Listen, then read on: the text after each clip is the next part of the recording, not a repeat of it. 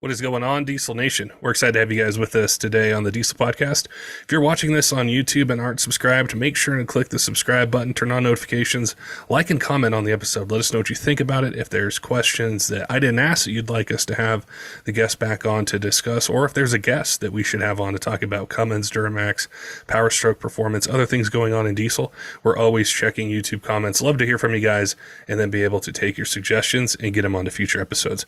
Today I'm going to be chatting with Milliken from Hardway Performance. I wanted to catch up with him after his recent race at Lights Out 14, talk about the car, qualifying as number one, some of the challenges that they had, and also go in depth with some things pertaining to rules and things that he needs to overcome to be able to get the car where he wants it to be. We're also going to talk about diesel performance and really how it almost had to die to be reborn, and some barriers that have existed with the newer trucks and being able to really make the new trucks fun like the old ones used to be and have that power and performance that we've always wanted. So it's going to be a great conversation. Before we get to it, though, I want to give a shout out to some of our sponsors. The first is DMAX Store. And if you have a Duramax, and whether it's an LB7 all the way to L5P, those guys know those trucks. That's what they specialize in. It's what they drive. And so if you're looking to make sure your truck lasts as long as it can, performs up to your expectations, just keeping it on the road, those are definitely the guys to reach out and talk to, whether it's about anything to do with the engine, suspension, powertrain. Definitely reach out to those guys. Let them know that you heard about them on the Diesel Podcast. Ask them questions. They're more than happy to help you and make sure you get the parts that you need and the upgrades to be able to keep your truck going. Go to dmaxstore.com or reach out to them at 877-4MY-DMAX. Also, our friends over at Kershaw Knives have a 20% off code for you. So if you're in the market for a knife, something for EDC or hunting, fishing, at the job site, throwing a toolbox, something like that, they've got something for any budget. And they have a 20% off code, which is 20 diesel. So use that at kershaw.kaiusa.com. Save 20%. Great way to get some cool gear, save some money. And if you're a knife enthusiast or into different type of blade steels and handle materials, opening mechanisms, they've got you covered. Or you just need something to work hard. So definitely take advantage of it.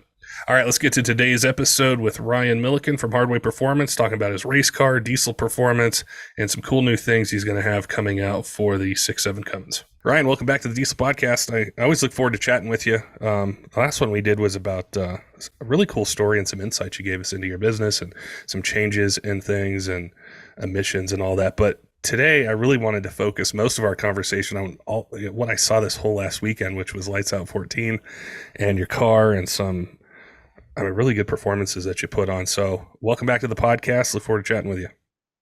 Thank you, man. Yeah, Lights Out 14 is the baddest race of the year. I'm really glad we were able to do as good as we did. It's kind of like the benchmark race of the year.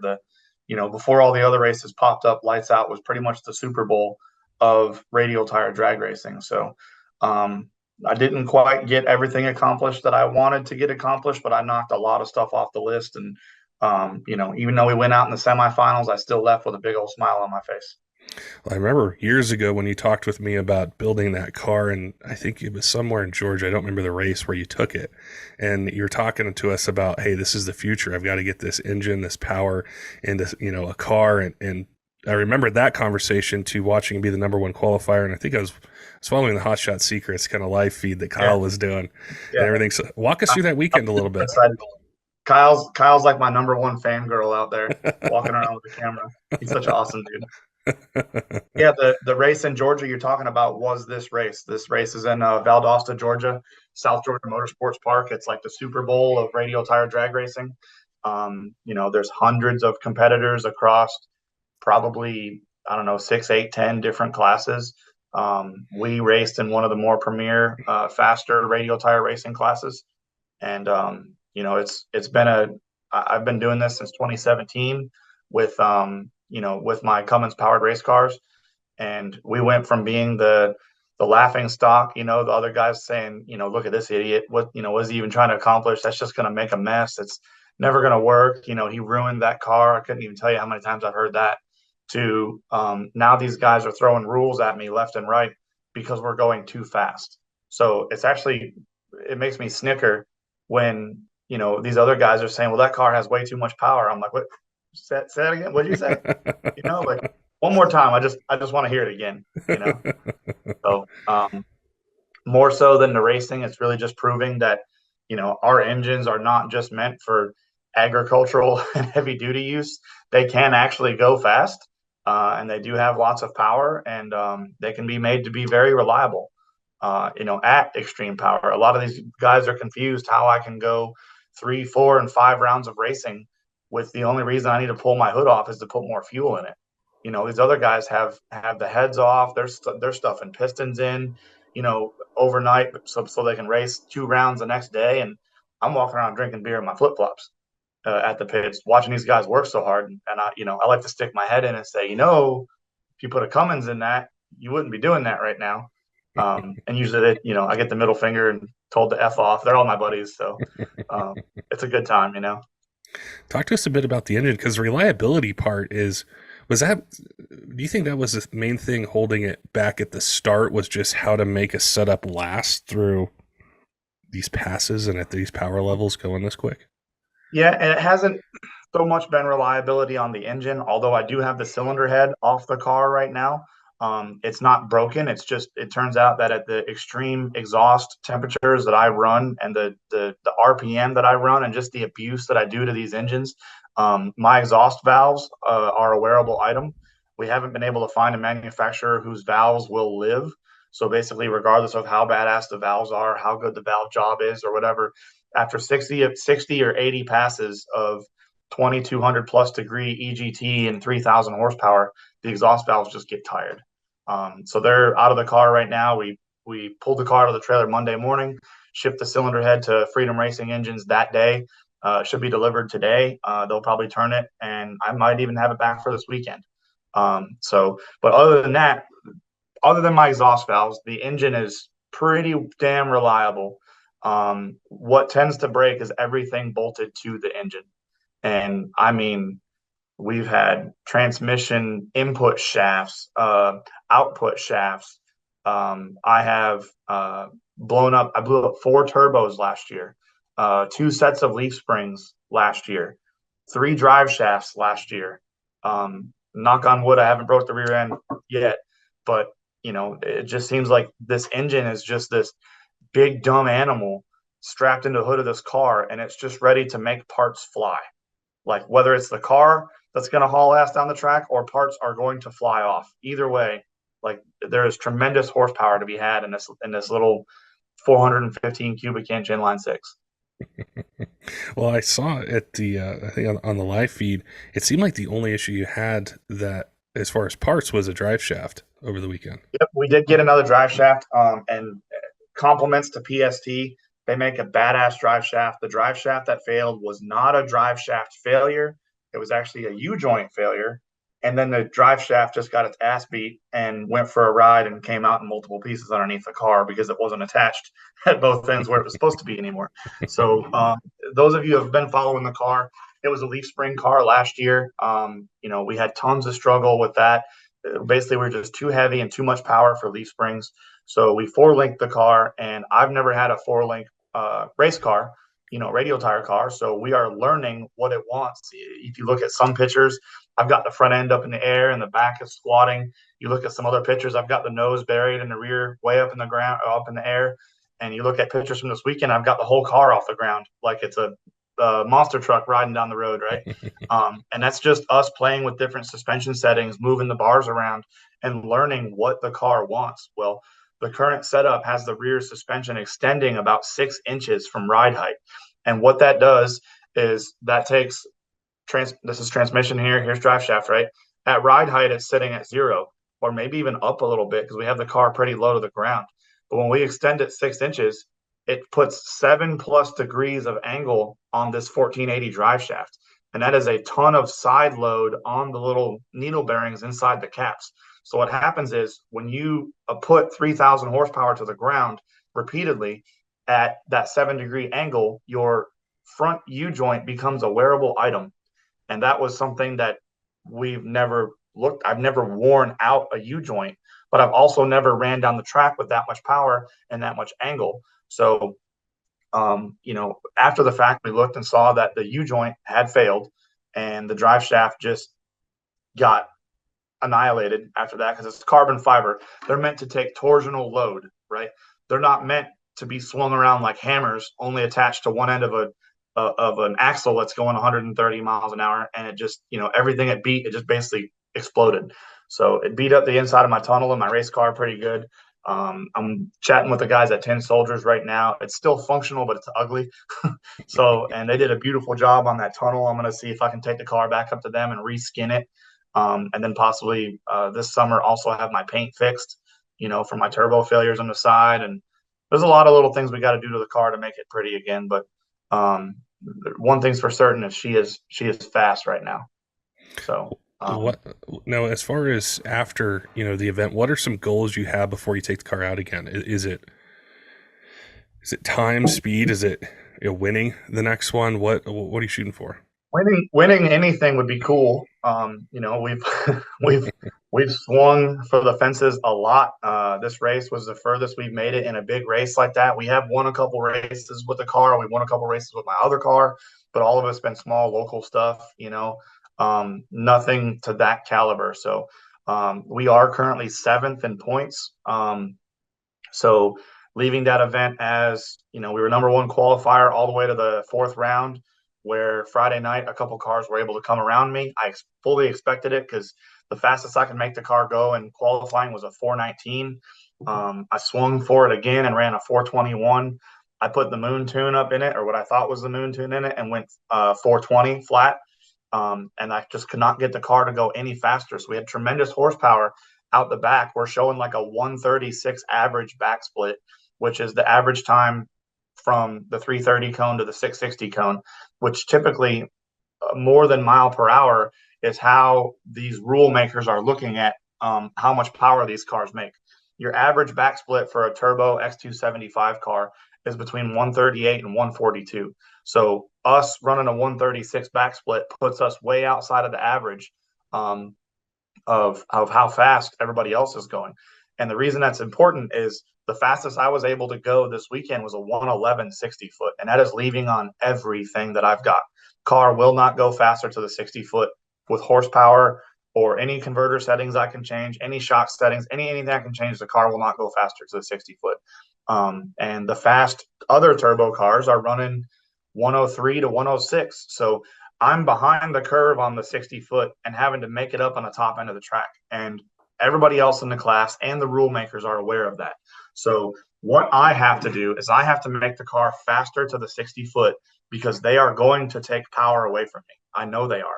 They've already told me they are. I don't know exactly where they'll land yet, but they have to get my back split back into check to run the same or similar back splits as everybody else. So I'm not, if everybody is the average here and you've got this one car that's way up here on back split, that needs to be brought down to the average because at the end of the day, we are class racing. It's not index racing, but there is an unspoken index that all these cars need to fall within or they'll be penalized and reeled back in.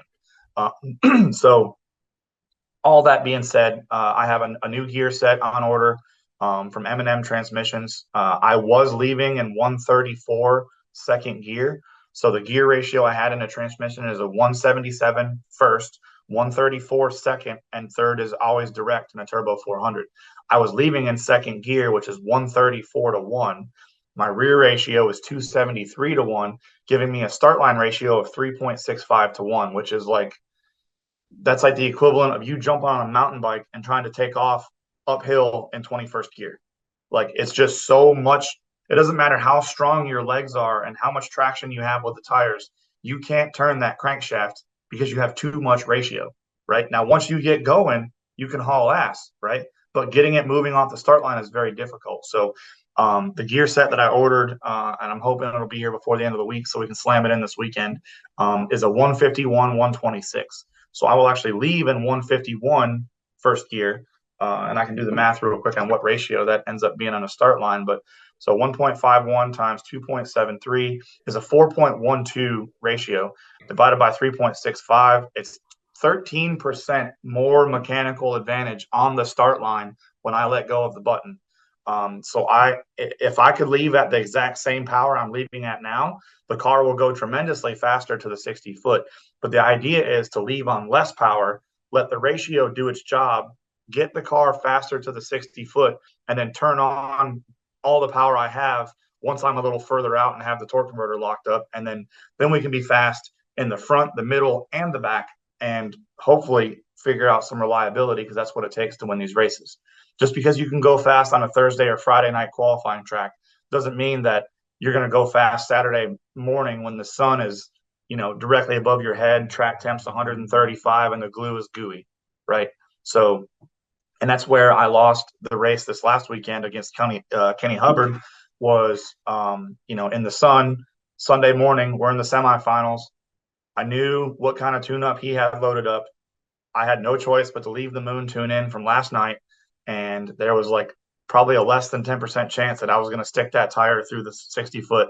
And so, I mean, I let go of the button, pretty much knew exactly what was going to happen, and it did. It went out 10, 15 foot and spun, just because my car is slow to the 60 foot and tries to pour on so much horsepower down track, and the fact that I'm 450 pounds heavier than Kenny Hubbard's car. So we are actively shopping for some carbon doors for the car to get lighter.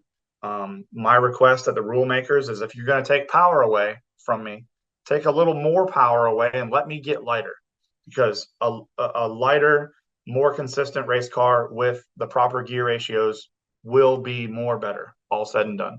So we're close. We're really, really close, but we're just not quite there yet on the combo. So before the next race, we're looking to put gears in it. I'm hoping to have the carbon doors on it, weigh a little less than we do now, and really get some stuff sorted out. And then we're going to park the car for the summer, because we don't radio race. It's too hot. It just doesn't work in the summertime.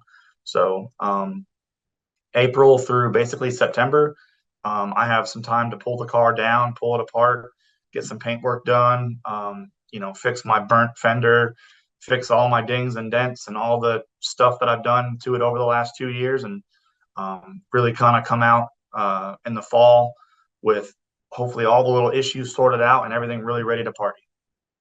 There might be some confusion for people out there that aren't super into racing. They might not understand the rules and having to pull power out. Can you explain a little bit about the challenge that is to you? Because I don't think there's any other diesel vehicle that's out there doing this or doing what you're doing.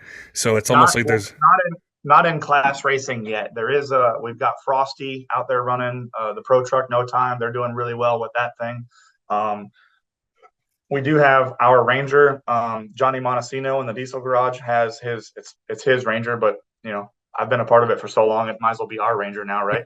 I've even driven it a few times.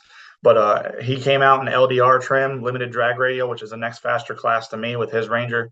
Had an amazing first couple passes and testing. We had a mechanical failure on the engine, which set us back. Basically something we couldn't fix at the track. And so we're hoping to have him back out soon. But yeah, so get back to your question. There is a lot of displaced hate, I would say, going on the internet when the new rules come out and they see that they've either added weight to me or took power away. And that goes back to what I was talking about earlier. My car weighs 3,350 pounds minimum, which means we go across the scales at about 3,360, 3,365, depending on fuel level and basically what I had for lunch and all that stuff. So but we have to be above 3,350. So we give ourselves about a 10-pound weight variance, right, to make sure we make weight. So you jump on Wallace Racing Calculator and you punch in 3,365 pounds. And the fact that we went 181.35 miles an hour, that is 3,100 horsepower at the flywheel, or like 28 and some change at the tire. And we do that every pass, right?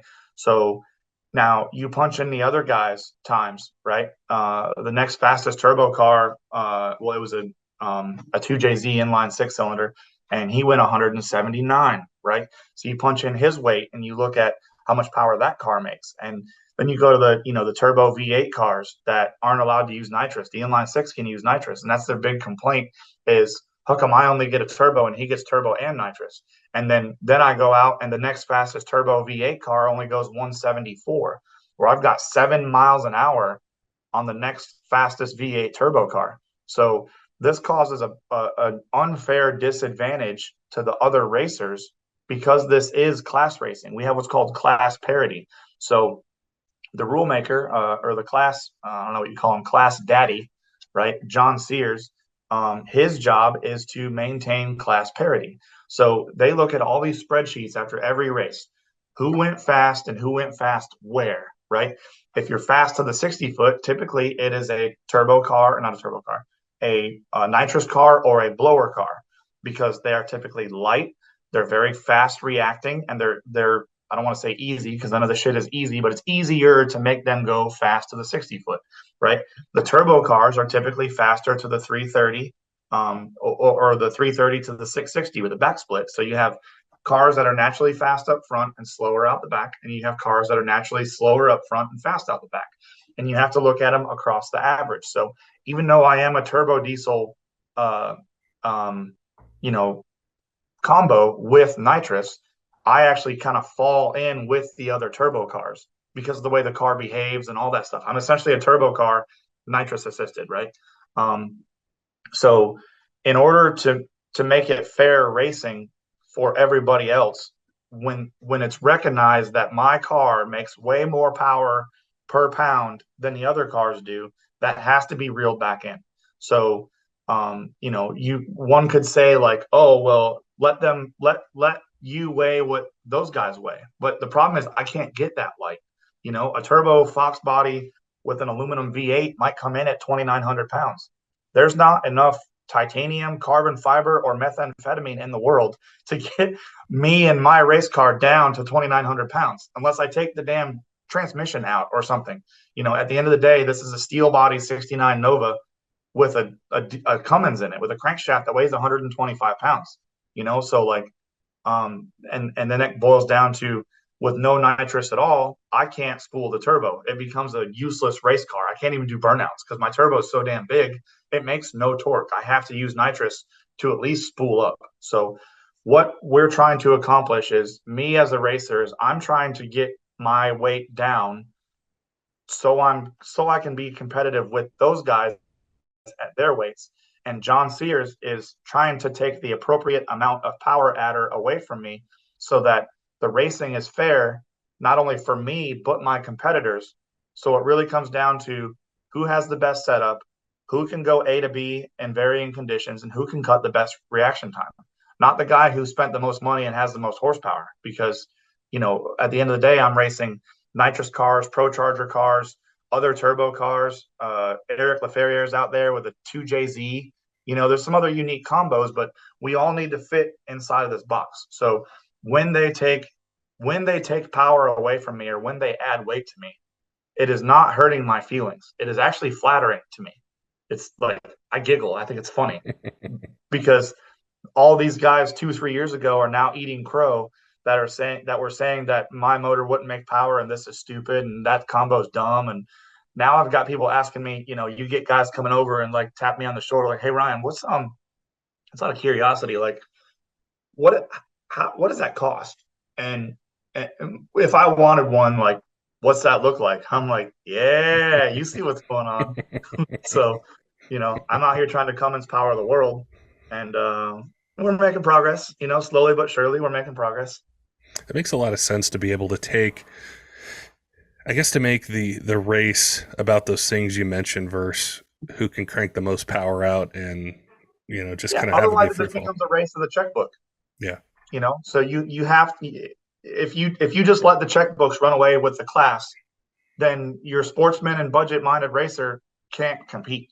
So if you want to spend money in the race car, fine, put your shiny wheels on it, polish, pretty paint, whatever. But X275 at the end of the day is supposed to be a working man's class. Like, you shouldn't have to have a $300,000 operation to come race this class, and that's the purpose of it. Although it has gotten incredibly fast, when I first started racing X275 back in 2017, I was qualifying top 10 with passes in the 450s, and I thought I was king shit back then. And then people were running 40s, and it was like, holy shit. And you get a car in the 30s, and you're like, how are we going to recuperate from this? Now, if you're not running mid-bottom teens, you're not going number one. If you go number one, you're not going to hold on to it. And it hasn't happened yet that I know of that these cars have ran 4.0s, but based on the rate of acceleration in the class and how fast we're going, I would say this time next year, or possibly by the end of next year, there's going to be X275 cars that are running 399 and faster, which 10 years ago, the very fastest drag radial class that exists, Radial versus the World, was going like 460s. Now they're running 350s, 340, I think they've been. Like, how fast can you go and how much can you take away from us? And we still keep figuring out how to go faster. Yeah.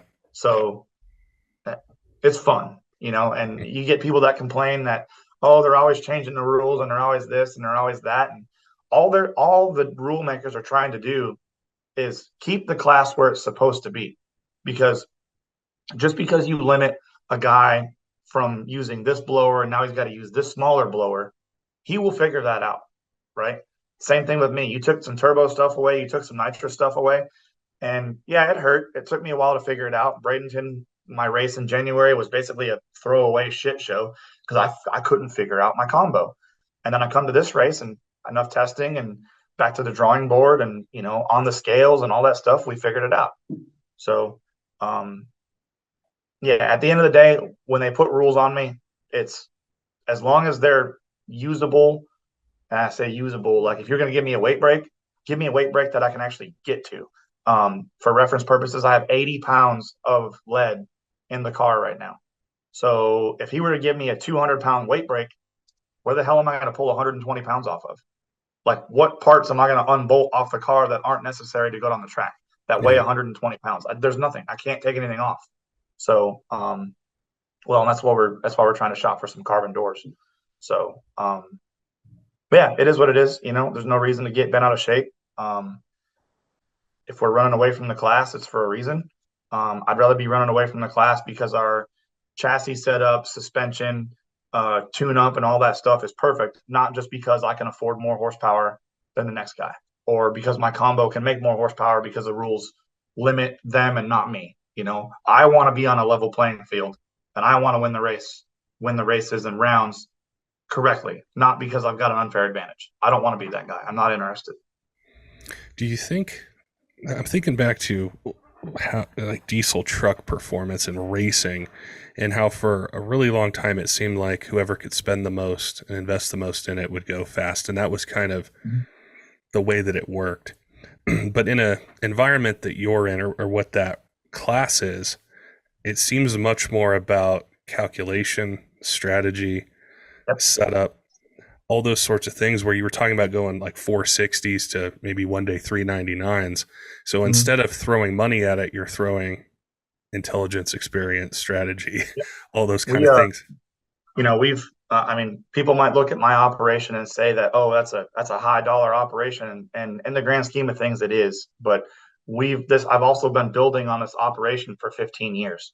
So when your sportsman racer takes his stock street tires off that he's index racing this truck with and is able to sell them for $400 and put a drag radial set on for $1,200, right? And then the next year he's able to sell this turbo for $500 and put the next biggest turbo on it, for $800 because he saved up a little bit. That's what I'm doing. That's how I have what I have, right? Everything is accumulated, right? It's not, if you were to turnkey fund my operation today from scratch, it would be a terrifying amount. Like, I don't even want to think about it. But you put in $1,000 here, $1,500 there, save up some good money, sell some stuff, and buy these parts for $3,000, and you end up where you're at here, right? So, but at the end of the day, there are still people that come in and just try to write a check to go fast. And while that can work, if you can afford the people with the brains to go with you, right, and be at your beck and call, but your best chance at winning one of these races is to have, I call it brains over budget. And we've had some experiences with people in the past that, like I said, want to come in and just write a check. And, that works to get you the hardware, but you still have to know how to drive. You still have to know how to tune. You still have to know how to read the race surface for varying conditions. You still have to, pay attention to the updated rules. And as a racer, we're always looking for the next advantage. Whether it's changing gear ratio or changing the tire pressure or hey, I think if we took 2 clicks out of the back shocks, it would do this, but I'm afraid to try it. F it, let's do it. You know what I mean? And if you're just that guy that wants to write checks and come in and just dominate, like, you better be prepared to write a lot of really big checks to a lot of people, because it takes either a small group of people who are very dedicated and intelligent, or a whole lot of people, or people that you got to pay a lot of, if that makes sense. So, I mean, there was a guy in the finals this weekend. I wouldn't consider him a big budget racer. I've watched him. He was a competitor in the class. He had to park the car for a couple of years, and came back out with some new parts and all that stuff, and he took that thing all the way to the finals. And this is a nitrous car. That's not a big money operation. I mean, it's not cheap, but compared to some of the other guys we're racing against, like the guy that was in the finals was, that hometown guy. That's one of those brains over budget kind of guys. So you either got to have one or the other, and if you have if you have both, then you've got a hell of an advantage. I thought of a question to ask you, and I don't know, so I really need your opinion on this. When I was watching that live feed, man, the stands were packed. Everything was packed. There was no gaps in the bleachers. Yep, Would you? It was busy on Friday and Saturday. Yeah. Would you attribute that towards the fact that this race is set up to where you can have that hometown guy who does invest money in the vehicle, but he's not riding? It's not a $300, $400, $500,000, even more type of build that's maybe unattainable? Or is it because people are more interested in gas performance because it's more common? Or what would you say results in those stands being filled? Well, I think people are there for two reasons. Number one is excitement, which at a drag radial race, you're going to find excitement. There's wheel stands. There's people. They're not at this race, thankfully, but South Georgia Motorsports Park has the moniker of the House of Flying Cars, because these drag radial cars are so light, so fast, so powerful that they're going down a track and they get a little bit of wheelie going and they drive into wind, right? And the wind catches the underside of the car and they just fly like a paper airplane. And they're just, there's multiple pictures of cars flying over the walls and all sorts of crap at South Georgia Motorsports Park, and these type of races together. But another big thing I think is the ability for fans in the stands to relate to cars on the track. My car is a 69 Nova. It is a steel roof and quarter, VIN number, original doors, 69 Nova car that me, random diesel guy, stuffed a Cummins into, and I just keep going back for more beatings, and eventually it started working, right? So people follow me on Facebook and they follow my stuff, and if they don't live too far from South Georgia and they know I'm coming, they're going to make their way out there. And it's not just me, it's every other racer out there has a story. Most of these cars out there are real race cars, real cars that started off, whether it's a 240 SX, a New Edge Mustang, a 69 Nova, a 69 Camaro, whatever. They're real cars that you can see in your dad's barn. You can see riding down the road still these days. And that's why I think you get such an attendance at these kind of races. And I'm not knocking Top Fuel or any of that stuff, but as cool as all that is, I don't really have the desire to go see a Top Fuel race, whether it's funny car or dragster, because I can't relate to it. It's really cool and it's really loud, and it's something that everybody should do once in their life, is go sit near the start line at a Top Fuel race and just feel the thunder on your chest as they go by. But as your average gearhead, I can't relate to that. A 10,000 horsepower screw blown Hemi inside of a lawn dart is not something that I can relate to at all, right? Yeah. Where these guys can come to these radial races, or even the no prep races. The no prep races, you're seeing normal cars. Dwayne Mills is out there with his Camaro, and that his daughter drives. And they're real cars doing, so these guys can leave these races inspired and go home and ask their uncle or their dad to dig that old car out of the garage and start working on it. And it's relatable, it's like the difference of going to a monster truck show. While those are cool and it's entertaining and it's loud, like, I'd rather go to the local mud races up here by me that they host throughout the summer and go watch those, because it's the local guys riding around in 1500 Chevrolets with headers sticking out of the hood and stuff, and it's guys I know, and you can follow them, and if it's relatable. So that's why I think these races do so well.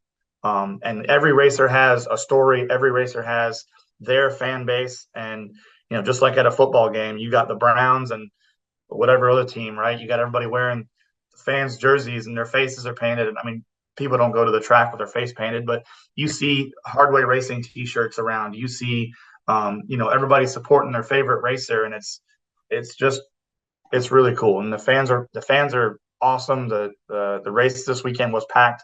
They said it was record attendance. Uh, I will say it was much busier than it has been in previous years, but I don't think this last weekend trumped Lights Out 7 when the Street Outlaws came. And we had, there was standing room only. They were letting no more people in the gate. People were literally parking somewhere else and climbing under the fence to get in the track because they wouldn't let them in the gate anymore. And cars were backed up down I-75 to get into the racetrack. That was a madhouse. And I was there that year. It was, if you wanted to watch the race, we were sitting in our pits with our iPad watching the race on a live stream in the pits, and you could hear the cars going down the track, and we'd all look around the iPad to see what just happened, because there was nowhere that you could stand and see the racetrack. Like, the bleachers were slam full, the hill on the side was slam full, everybody standing on top of their trailers. The starting line was a zoo of people. Like, that was insane. This wasn't quite that bad, but it was busy. What when I think of like the diesel truck side or the performance side of it, I think it being relatable was what really made it take off. Was you could, get this truck and you could get these parts and you could go have fun with it. And I'm curious what you think about. Do you think that's being done currently for the people who do have like a 5.9 Cummins and they want to take it out to test and tune, or they want to do those things? Is it relatable on that side anymore, or has it gotten to the point where it's hard to identify with some of the setups or the competitions that are out there? The diesel racing side of it, you have the pro level vehicles. You have the Levon Millers and the Derek Roses and Justin Ziegler's and all that stuff, which are gutted, purpose built, billet block, aftermarket ECU competition vehicles, and those aren't really relatable to the average Joe. But then you have, all the guys in a sportsman class, and which can be anybody. I can take my 21 Ram out there that's covered in pollen and bird poop and go enter the sportsman class. And if I can cut a light, I can go rounds. And same thing with, the 770 index and 670 index and all that. Now you're getting heads up racing, which these guys can go out and compete in. I do see sort of a barrier that we're going to have to overcome over the next couple of years, as all of the pre-emissions vehicles that we've all been using as competition vehicles they're getting old. Like a 2006 Ram, I mean, that's a 17-year-old truck now, right? So they're becoming rusty, harder to find. People are wadding them up and leaving them in junkyards, and it's kind of a dying breed, where the emission systems that we've put on these trucks over the past couple of years, since 2007 to, 2007 to 12, for the Cummins at least, was kind of a dark era. People were removing the emission systems, not because it was a cool thing to do, but because the trucks wouldn't function until you remove that stuff, right? But the new model year trucks, the 13 to 18s, were a big leap. The 19s and newer are a tremendous leap in advantages over the older trucks. And it will only be a matter of time until we have fully emissions intact trucks with add a turbo compound setup and a set of aftermarket injectors that's all the way mapped in, 50 state legal tuning and all this stuff, where there's no reason we can't make 650, 700 horsepower out of one of these newer trucks that you can ride down the road again. And that's what it's going to take, I think, to reignite the fun that we all used to have with these older trucks before all the federal regulations really bogged them down. Yeah, that was the part that pulled everybody in, is you could have that daily driver, yeah, and maybe haul something. Back in the heyday, it was cool, man. You could buy a 2007 Ram with a 5.9 Cummins, stop in at your local diesel performance shop, throw a Smarty on it, a set of 90 horse injectors, a silver bullet, and whether you liked it or not, you were about to put a transmission in it, because as soon as you pull out of the parking lot with all those parts bolted on a stock transmission, your transmission goes black, right? And, so this kept the aftermarket busy. This kept transmission business companies in business. All these companies that did turbo stuff and injectors and everything just flourished. And then, the new emission regulations come out, and a lot of people still did all that stuff with those trucks. But as we all know, last couple of years, you can't do that unless you want to end up in prison. So now we have to figure out how to have fun without going to jail. Yeah. So that's what leads me into my next phase of my business here at Hardway is I basically had to split Hardway up into Hardway Racing and all of the competition stuff that we do. So I still do trackside competition stuff. I still do tuning. I still, based on what ECM you have, as long as it is a not registered street vehicle for legitimate competition use only. And if you're one of those guys that wants to jump in my inbox and say it's for off-road use only, no, it's not, Billy Bob. You're going to drive down the road and try to blow smoke at people. Get out of my inbox, right? So, but the real competition vehicles, I still support wholeheartedly. I'm at the races. I'll be at every ODSS race there is this year. I'll be at UCC. I'll be at, some sled pulls and stuff here and there. And that is what we do, right? The other side of my business for street vehicles, we are focusing on 49 and 50 state legal calibrations, power packs, and all that stuff. And I've got a bunch of paperwork out there right now waiting to get approved and stuff, waiting to get tested and all that. And in the very, very near future, I'm hoping before summertime, you will see a whole new Hardway Performance website we've already been working on, and all sorts of stuff coming out where it is my goal to make diesel performance fun again, but without the fear of the feds looking over my shoulder and me going to jail because I did it the wrong way, right? Yeah. So we had to take a step back. We took our lashings from the EPA. You and I've talked about that on the podcast before, and I had to make a decision. It's either quit and go find something else to do, which in my life, I am a bomb technician in the military in my former life, right? So that's my number one life skill. Number two life skill is I can make Cummins go fast. I'm not going back to number one. I don't think my wife will let me.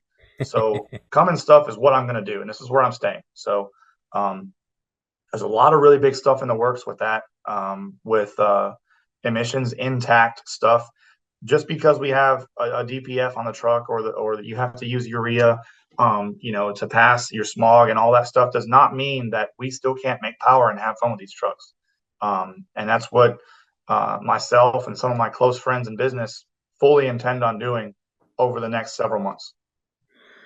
It's about 3 years ago. I was chatting with a guy who runs one of the big diesel sites out there, and he said, we were talking about diesel performance, and he said, if there's any hope of it continuing or being exciting or not just getting shelved, it's some company has to go out there with emissions intact, and they need to go race it, and they need to show that it's going quick. Yep. It's not going to be nines or anything, right now, but they need to do it. And that's what I've really been excited for 3 years, is to see how is this going to come to fruition? When are we going to start to see these trucks go out there and do it? And I think back to what you said about the race car and writing checks or doing it with brains and the techniques and the strategies you have to use with your car. And I think that is going to be tremendously helpful on the emissions side, because you have to think outside of the box. It's not like the old days or how it would be with a pre 07.5 truck. You can't just take one of these new trucks and slam a big set of injectors on it and a huge honking turbo and enough billet parts in the transmission that it don't break and expect to just go do stuff. That will not work. So the new diesel performance era, the brains and the budget will definitely be separated. There will be a true divide. So you won't just have intelligent people, what I'm trying to say here. You won't just have people with a whole bunch of money able to just show up and just slam parts on and go do stuff. You have to have the right calibrations to go with that, and it has to be done correctly. The way that myself and some of the other calibrators that are tackling this project, like Corey Willis, super good homie of mine, we have to look at these vehicles as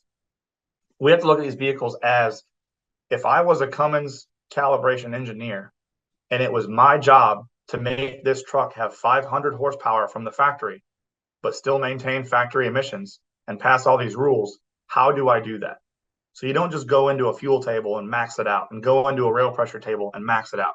Like that's the way that it was done in 2003 when we first started plugging into these common rail trucks, right? You cannot do that now. You have to treat every application as if you are an OEM engineer.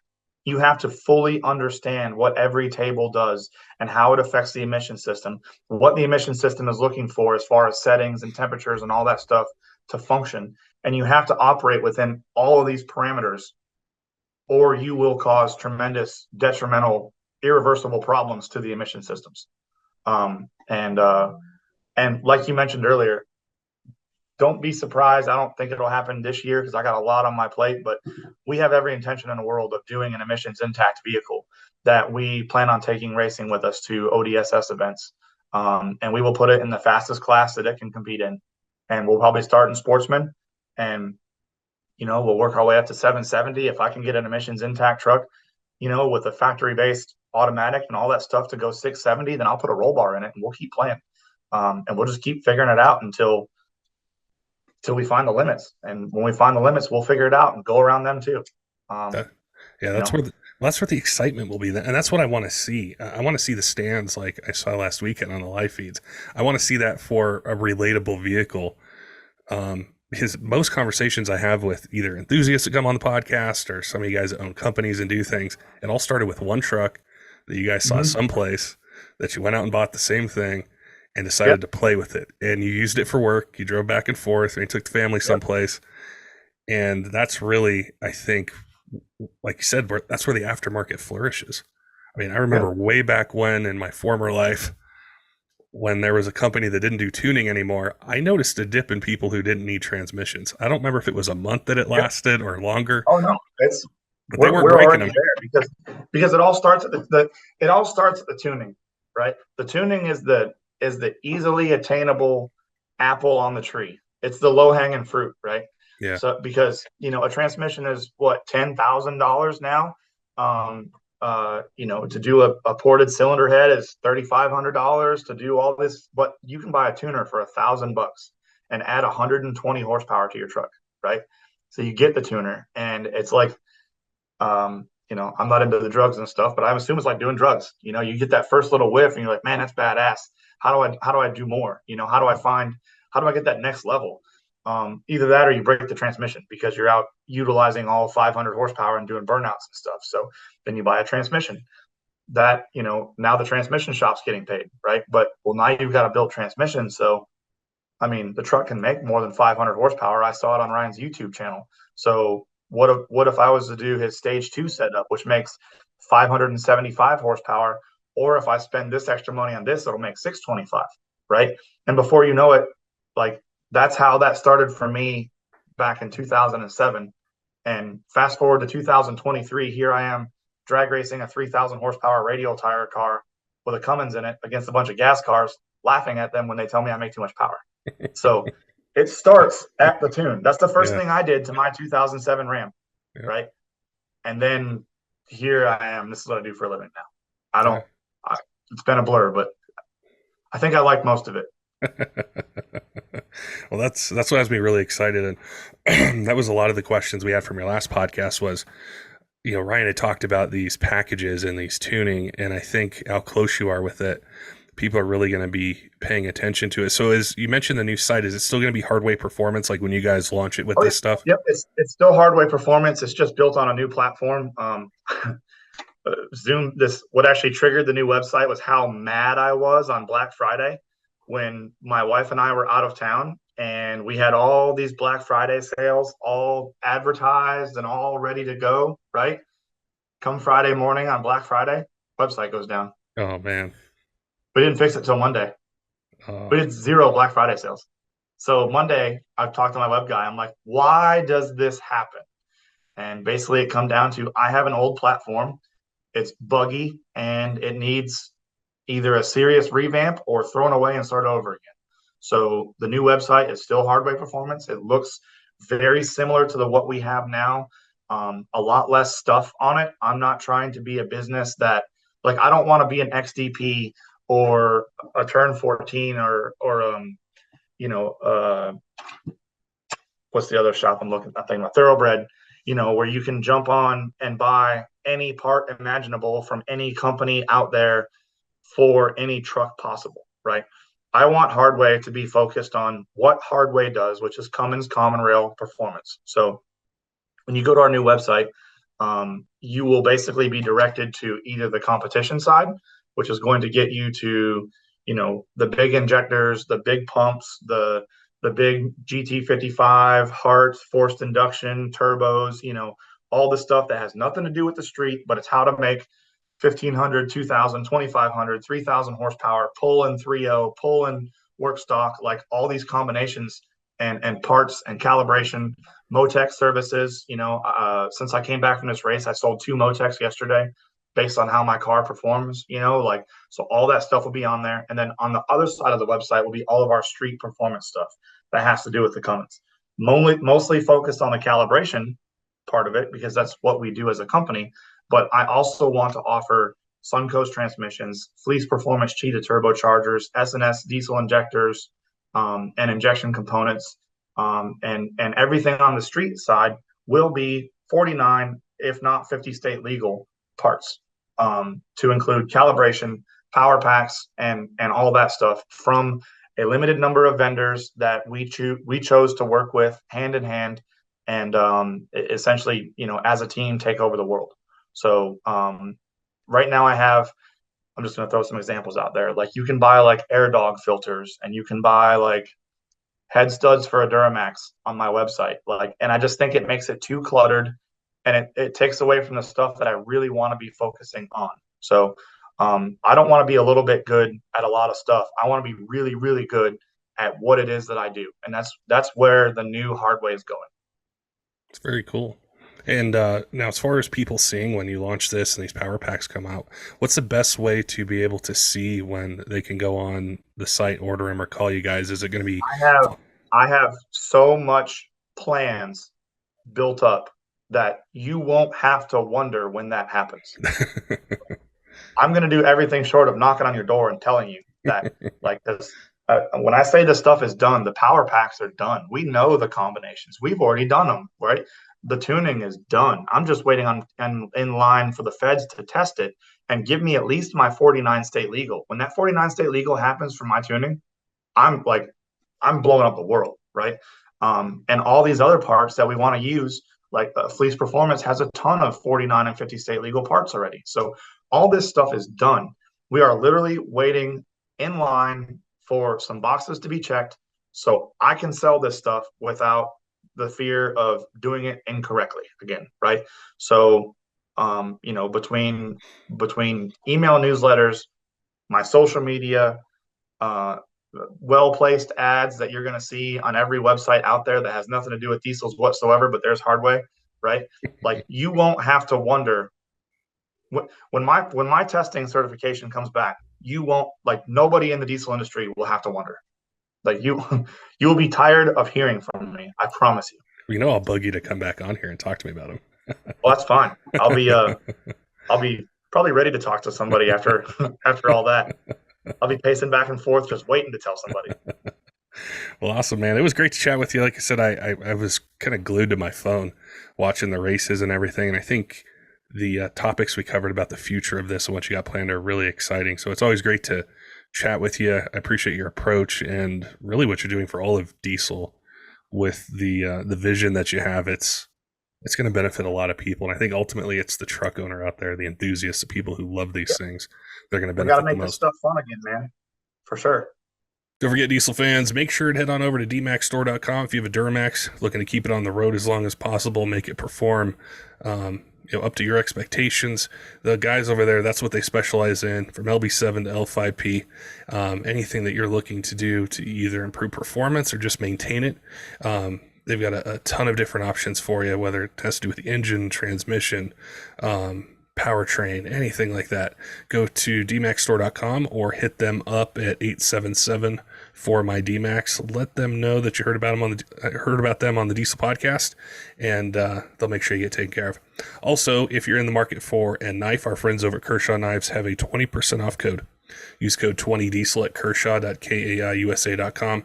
Great way to save some money, get some cool gear if you need it for EDC or hunting, fishing, the outdoors. They definitely got you covered. So no matter what your budget is, they've definitely got something for you. I also like to give a shout out to some of our Patreon supporters, Tyler Loewen at 23 Diesel, John, Kaleb, all of our other Patreon supporters, all of you who are on our Discord, our TikTok, Instagram, Facebook, listen to us on YouTube podcast apps. You guys have kept us going for 7 years.